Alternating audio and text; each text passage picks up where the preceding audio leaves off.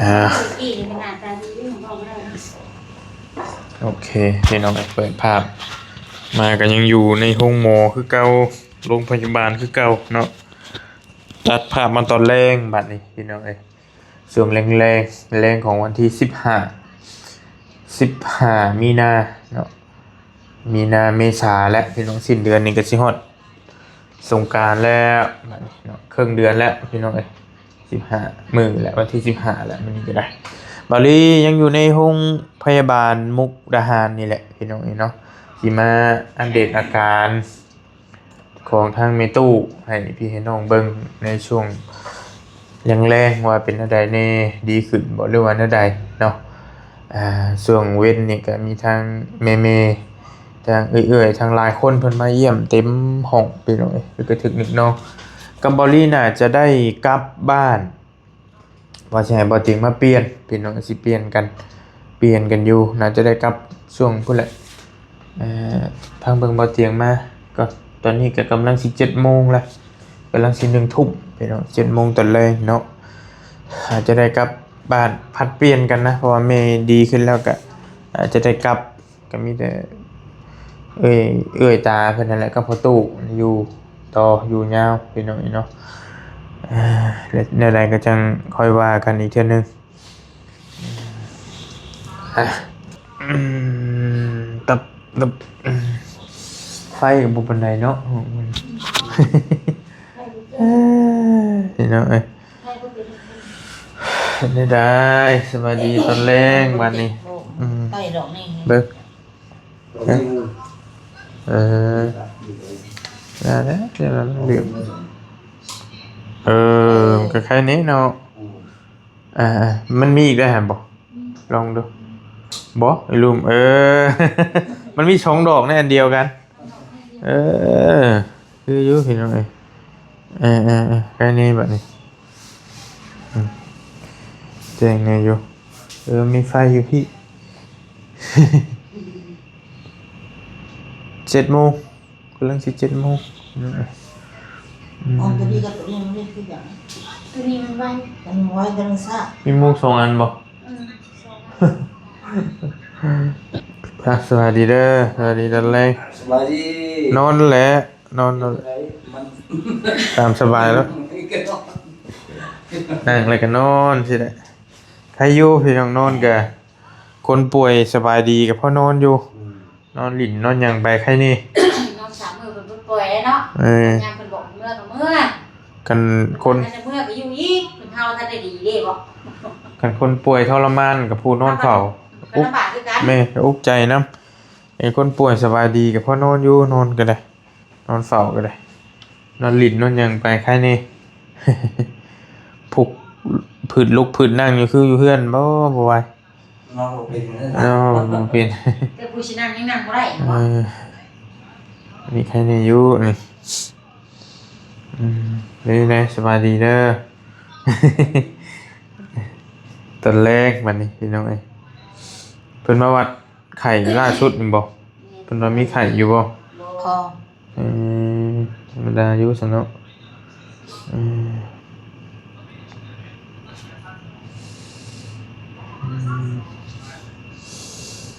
อุ่นพี่น้อง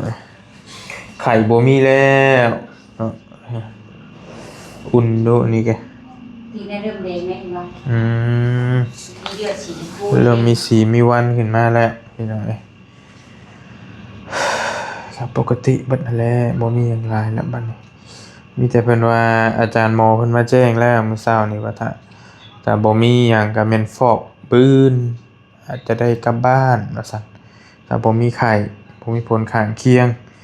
มีแต่เฮากลับไปแล้วก็สิหาหม้องฟอกต่อไปบัดนี้ว่าสิฟอกอยู่ไสพี่น้องกับแล่นเรื่องเฮ็ดเส้นคือเก่าหั่นแหละคือเว้ากันนั่นแหละผ่าเส้นต่อเส้นน้ำแขนแล้วกินข้าวแรงแล้วเนาะ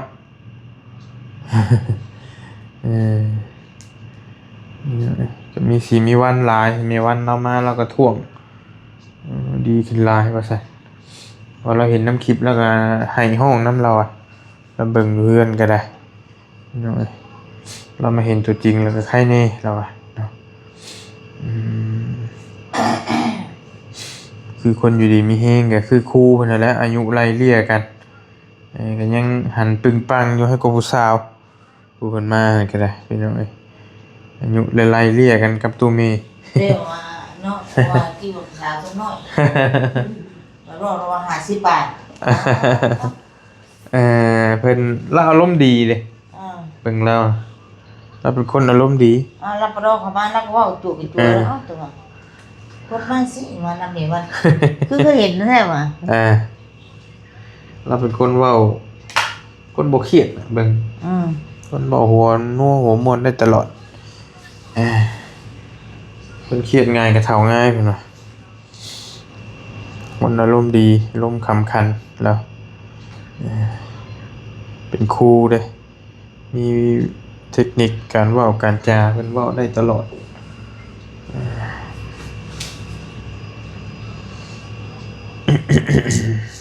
บ่ได้เมื่อยบ่ได้หยังเนาะ บ่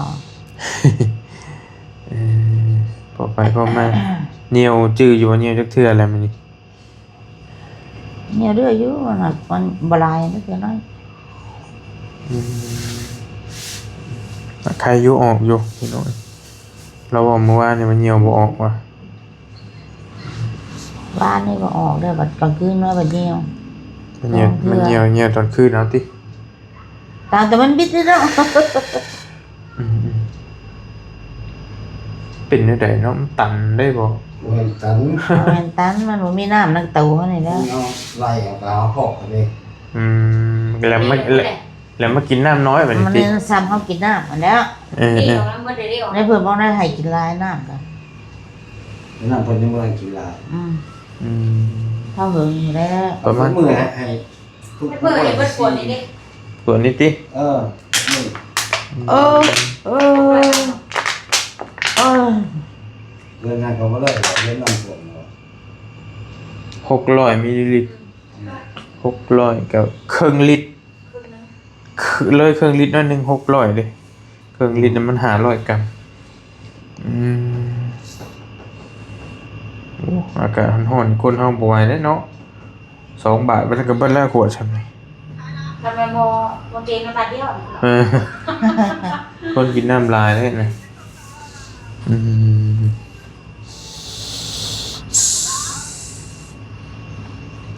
ก็มันอยากจ้อยๆก็สิอุดบ่ไหวกันได้นี่มันบ่ได้อยาก บ่อยากบ่ได้ติ เดี๋ยวเข้านั่นเนาะ บ่ เออ เป๊ะเนาะตะกี้อยากแล้วตะกี้ติ อืม ช่วงพี่น้อง เพราะว่าตะกี้ก็คนบ่มักกินน้ำอยู่แล้วนี่เทื่อน้อยเพิ่นจะมากินน้ำบ่ได้ตลอดเนาะ เห็นเข้าทางเลยบัดนี้ เฮาบ่ได้เลยเฮาคันน้ำมันร้อนเลยว่าต่อเอาเรื่องอยู่กันได้หิวมากคักได้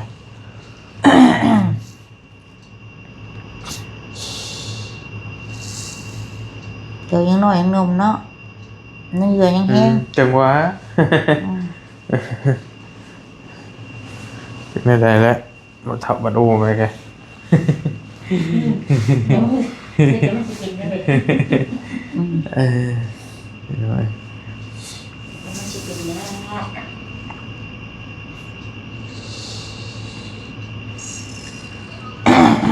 คืนที่6คืนที่7คืนที่8แล้วบ่นี่คืนที่6ที่7แล้วบ่นี่อยู่มุกนี่พี่น้อง1เฮานอนอยู่นี่จักคืนแล้วนี่1 3 4ไปเด้ง 4ไปแล้วนี่เนาะ ว่าว่า แม่นบ่ มันนอนอยู่นี่ได้ อยู่นี่เลยเฉพาะอยู่นี่เลย นี่นะพออยู่นี้นอนนั่งกับคืนนึงเปลี่ยนมาหมดเตียง3มาเด้งนี่เห็นติก็ว่าคิดไปสิเด้ต้องข้าวสิติก็ลึก บ่จื้อไปเลยเนาะ1 2 3 3 4เด้4ไปเด้งเขาบอกผิด เจ้านอนคืนนึงเนาะ คืนนึงน่ะ แม่นแหละ 3 4ไปเด้ง แม่นแล้วได้3 บ้านนี่คือมัน เมื่อคืนนี้แล้วก็มื้อแรกนี้มาติว่าเตียงนอนคืนนึงมันนอนคืนนึงแล้วก็3มื้อคืนนี้ 4มานี้ 4มื้อแรกนี้อยู่พุ่นจะคืนบัดนี้อยู่เทิง พุ่นนั้นติว่า2คืน ว่า 3แทนติ บ่มันแต่นั้น3นี่3ฮอดอาทิตย์แล้วมันข้ามฮอดอาทิตย์มากอ่ะ แม่นบ่ สองบ่อยู่ เรียนเสร็จมันคานทำมามันจันทร์นอนคืนหนึ่ง มัน3คืนบ่นอนอยู่ ประตูสามประตู ขวดชามนี่แหละเนาะ สามคื ตาม น เบิ่งนี่เลย สามคืนกับเจ็ดคืนเลยเด้ 7มะเร็ง เจ็ดประเด็นเลย 8ทางฟินพุทธ เก้ายวน ก็อยู่ห้องหมอสวรรค์ เก้าคืนไม่ได้ ยอด10มื้อเนี่ยเนาะ ไปอยู่กับอื่นนะ10คืน พวกหมอสวรรค์จะเฮาก็นอนบ่จ้ะ บ่นอน นอนได้ละแปดกับมือนั้นมาใหม่อ่ะน้องเฮ้ย บ่นอนได้เด้ เออ กับมือมาใหม่นะ ธรรมดาเด้ไปอยู่บนหนึ่งก็นับรวมกันเนาะ นักรวมแล้ว รวมเบิดนั่นแหละว่าเพิ่นรวมเฮารักษานี่แหละ มื้อเดียวติ อืม มามื้อเดียวกันติ มาต่อเนื่องเลยดิ เอาเลยนอนคืนเนาะดี อืม เอามาตอนเรื่องเลยว่า เป็นนอนอยู่หันคืนหนึงเด้จะมาเที่ยง เมื่ คื อน ละกะเมื่อเฮ็ดอันห้องนั่นน่ะบ่ได้ทันเฮ็ดแต่กับผู้ผู้ไหว้กับว่ากันมากก่อนไปสั่งเมื่อซื่อเนาะ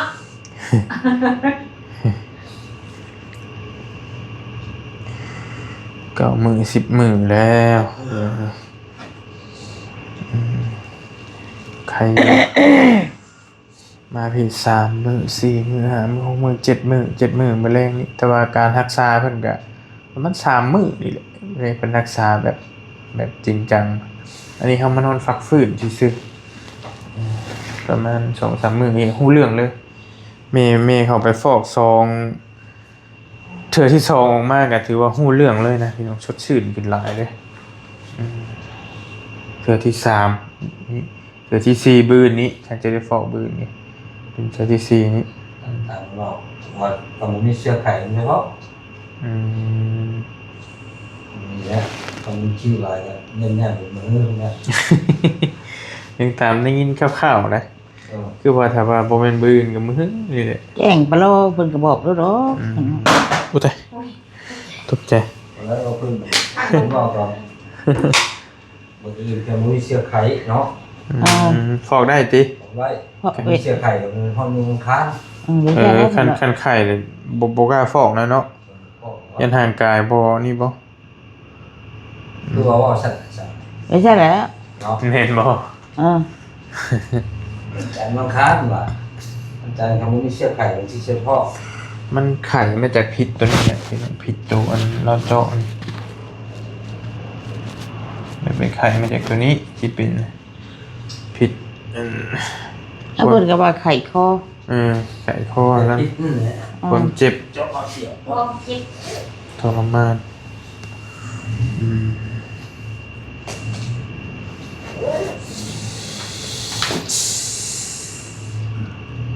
มันก็เบาลงในกระไข่แล้วรู้สึกว่ามันโยกลงหลายอยู่มือแรกนะว่าเราไข่จนต ต้ ก นดาแล้ว จนตกใจว่า เต้นต่อเลยนะ เราเป็นคนบ่มีคอ ต่อดินกันใหญ่ อันนี้มันยังกว่าจะบอกอันนี้ จักไม่ตู้ว่าเป็นผีแต่ยังน้อย เป็นเปลวเลยจิ ว่ามันสิตายแล้วแต่น้อยพุ่นว่ามันคับคอเบิดแล้ว ต้องคอยพอดีไอ้บอกครับ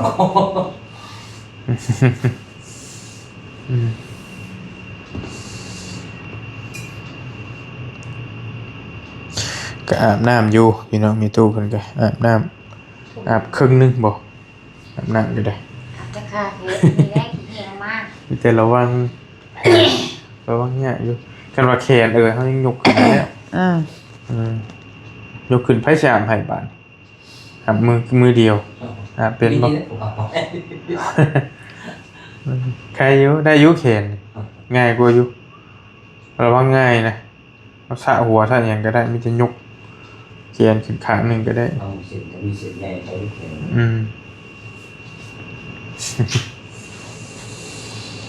ได้อยู่ติ เห็นมันอยู่ต้นขาเนี่ยเลย อย่างอีกติ บริษัทเป็นอย่างเนี้ยเพื่อให้มันมาค้ำอยู่ต้นขาที่วันนี้ว่า ได้ดอกเป็นข้างใดก็ข้างหนึง ครั้งหนึ่งก็ครั้งนี้มีช่องขังดิ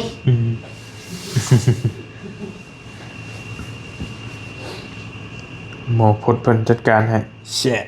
พี่น้องยัดเขาฉีดยามึนเขาสั่มนะ บ่เตียงกำลังเดินทางมาพี่น้องเพราะว่าเพิ่นให้เพิ่นเลาะเก็บงานถ่ายคลิปถ่ายทำช่วงอยู่บ้านแน่ก็เลยให้เพิ่นมาส่งแรงจริงๆว่าจะให้บ่เตียงเพิ่นบื้นมาก็ได้แต่ว่าเพิ่นว่าอาญาละสิมากันว่าบ่เตียงมาแล้วบ่ได้สิมื้อคันว่าเราบ่เตียงบ่มาก็บ่ได้อยู่นะอยู่ก็ได้มีปัญหาเปลี่ยนกัน มาก็มานอนเฝ้ากันนี่แหละเบิ่งกัน แต่ยังใครแต่ว่ามีรถนะพี่น้องมีรถข้ามได้ข้ามไปข้ามมานี่เป็นยังสะดวกสบายนี่รถ2 คันผัดเปลี่ยนกันได้ก็คือเจอช่วงบ่มีรถมีรางนี่ก็ไปลำบากเติบเอาสิจ้างรถจ้างรางมานี่ก็บ่แม่นง่ายจ้างรถมาแต่บ้านออกมาเชนูจ้างเชนูมาสวรรค์ยังต่อไม่โอ้โตแล้วก็เสียเวลาเสียเงินเสียทองต่อกันบ่ได้เป็นง่ายแต่ว่ายกตัวอย่างคือตะเคียวแล้วก็จะลำมาหรือว่าวันที่12หรือ18บ่เราสิมานี่แหละเราก็ได้แต่ว่าเราก็มุมานะมาจ้างรถมากลับไปกลับมาและเราก็ได้มาจ้ะ ยังสิมาอีก มา เอ้าว่าละเช้าน่ะ บ่ได้เช่าคักแล้วเราก็ยังแต่ว่ายังพอไปได้มาได้เห็นนะ อืม พออยู่บ่ตายนะเราอะบ่ตายบัดนี้เรา แล้วเพิ่นบ่แม่นเป็นตัดเนาะไม่เป็นตู้ที่เพิ่นท้องเป็นแบบเดียวนั่นแหละท้องเรา แม่ เดี๋ยวเขาเริ่ม แต่ว่ายันมันหึงเลยเด้ยัน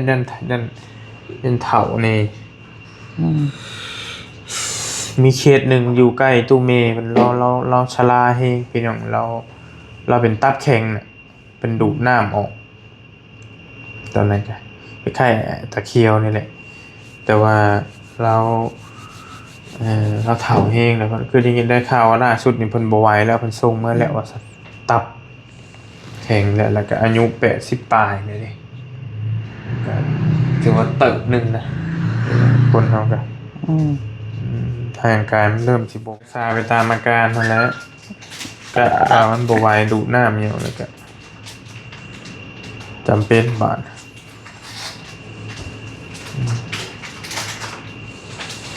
ตะเคียวใจแล้วสูบนะพี่น้องแล้วคนใจแข็งสูบดีโดนะเห็นแต่ว่าคันว่าบอลลี่บ่พามาห้องหมอก็ยังบ่รอดแล้วเราก็ว่าเราก็จมอยู่ตอนนั้น เราให้สาวะ เมียจนห้องให้ใหญ่เลยท้องเลยพี่น้องเลยท้องจนว่าลืงอยู่ไปก็ว่าเราสิบ่รอดอยู่ได้ครับผม นั่นนั่งอยู่บ่ได้เนาะ เทิงเอา อืม เทิงเอาใหญ่เวลาหำเห็มนี่ลึงมาเลยแกงขากูมือนี่หำแล้วก็ยังใหญ่อยู่จังน้อยอยู่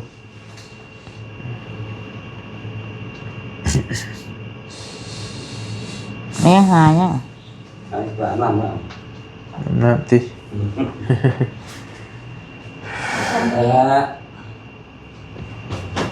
น้ำนอนแล้วก็ตื่น รอบบุก ตื่นแล้วก็นอนถ้าอยู่มันมีเตียง2 อัน อ่า พี่น้อยเตียงอยู่นี่ก็ได้นอนอ ห้ ยู่ อง นี่ กับพออยู่อยู่ห้อง พูดก็ได้อยู่2 คน มุมกลางเนาะ ได้อยู่เราจะหันกัน ใส่อยู่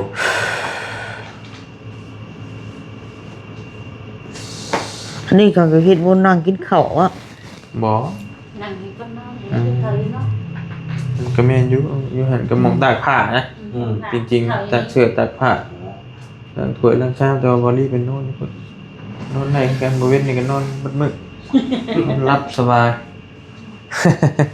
มันสะสมมามื้อเล็กมื้อน้อยเลยนอนอยู่ก็รับซ้ำสินอน